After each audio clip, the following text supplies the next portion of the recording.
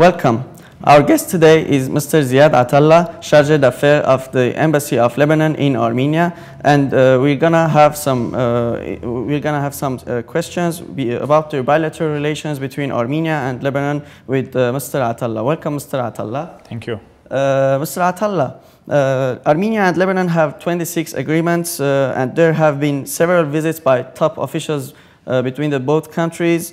However, trade and economic relations are not in the expected level, and there is only one flight between Beirut and Yerevan, which is a one-hour route. True. First of all, thank you very much for receiving me today. The Armenian-Lebanese relations are doing very well on the diplomatic and political level.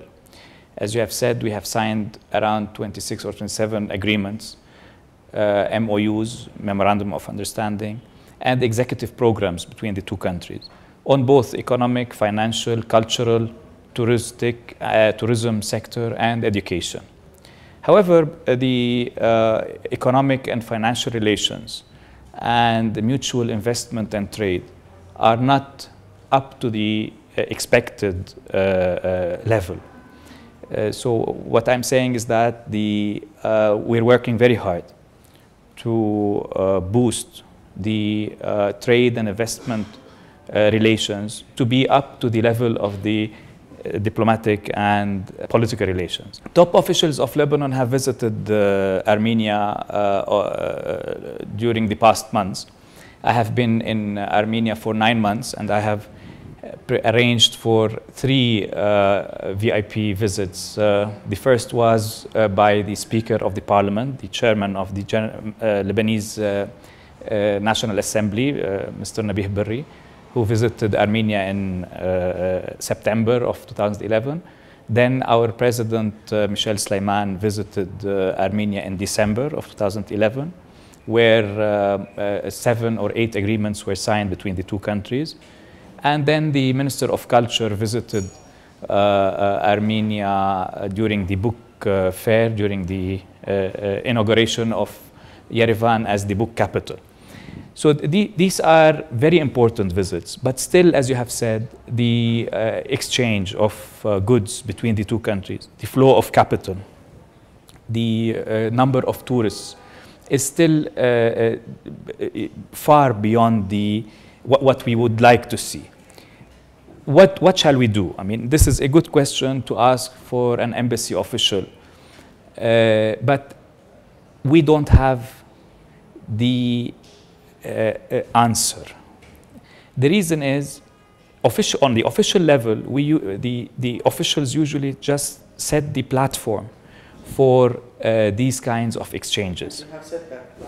Exactly by the agreements we have signed and by the good bilateral relations that we have, by the activity of the embassy here, and by the activity of the embassy of Armenia. Some political encouragement?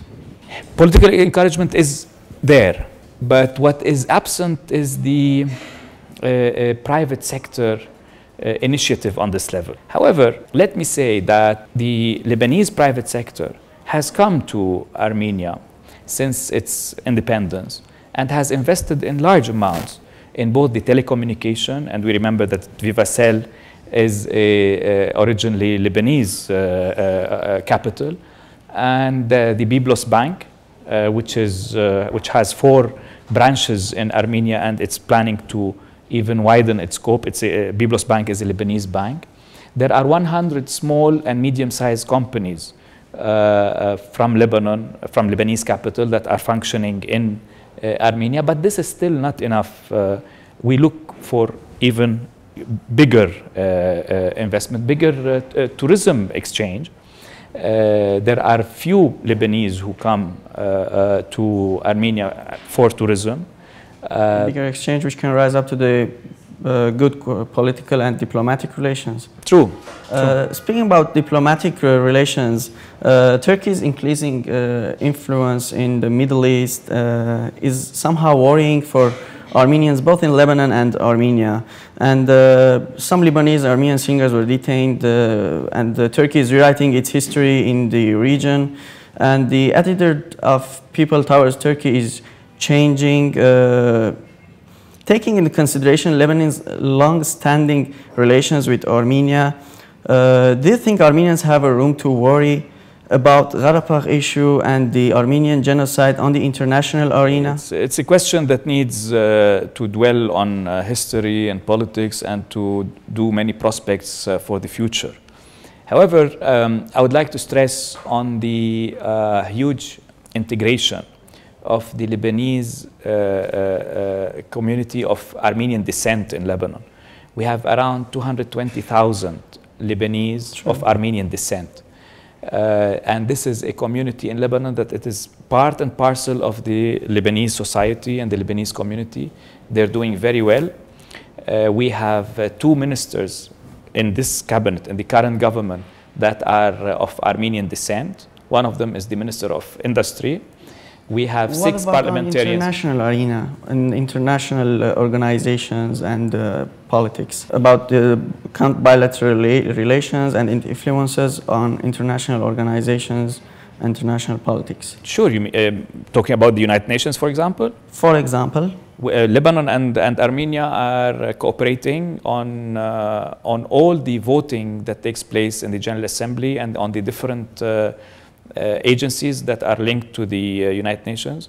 We have basically we support Armenia in all its international positions, and Armenia also kindly supports Lebanon in all its international issues, in the UNESCO, in the FAO, in the ICJ, and also we cooperate in the General Assembly and the Security Council, because Lebanon was a member of the non-permanent member of the Security Council for the years 2009-2011. Do you think that regional developments and that will influence on this cooperation in the future? It should even increase this cooperation. Okay. I have no doubt that the more the tension and the more the stress, the more close the countries with close friendship should even increase their ties together. Speaking about the involvement of Armenians in the public life in Lebanon, after so many years of conflict, there has been a consensus in Lebanon on some traditions and customs about the constitution and laws. However, some facts and realities are changed today, and it's constantly changing. Would that affect on the role of the Armenian community in the public life and its dynamics and its participation also? As you surely know, Lebanon has underwent a difficult time between 1975 and 1990. We had a civil strife in Lebanon, and we have had many occupations and invasions and bombs and casualties. And most of the Lebanese factions and most of the Lebanese political parties and militias have participated in the war, most of them. So maybe around 80 to 90% of the population was involved in the civil strife in Lebanon, except the Lebanese of Armenian descent. So this community has proven throughout the years that it is non-partial and it didn't take sides, and this is why it is accepted by all the other Lebanese community members, and the Lebanese community of Armenian descent has no problems with any of the other factions. They're accepted, they're liked, they're loved because of their conscientiousness, because of their hard work and their loyalty to their country, Lebanon. Speaking about the community, as we know that Armenian community is a part of the Christian communities and Christian minorities in the Middle East, and Lebanon is home to one of the largest communities of Armenian communities in the Middle East and in the world also, in the Armenian diaspora. A few days ago, there were some problems in northern Lebanon, which were caused by the uprising in Syria and the Syrian turmoil, to be said exactly. And does that affect the balance between the different groups, and how does it affect on the Armenian community? And is there a traffic of migration between both countries, Armenia and Lebanon, or from Lebanon to outside, or vice versa? Okay. First of all, Lebanon is composed of several groups of minorities. There is no majority in Lebanon. So the different political or confessional, religious, meaning, we are all small groups, 20, 22%, 17%, 30, 28, that's it. So there is no 75% of any of one confession or sect. So we are a group of minorities. And we have agreed since the establishment of the state of Lebanon that we should live together on equal stand. We should live together according to a pact that we have done together, peacefully, coexisting peacefully. And there is no reason that any factor, whether be it in any neighborhood or in the Middle East, that this balance should be disrupted. I have no information about any migration from Lebanon for any community to the outside because of the events in the neighborhood. And I'm not sure there are any inflow of Armenians from Syria to Lebanon. I don't have any information about that. Mr. Ziad Atallah, thank you for this interview on behalf of CivilNet, and thank you to our audiences. Thank you very much. I appreciate it.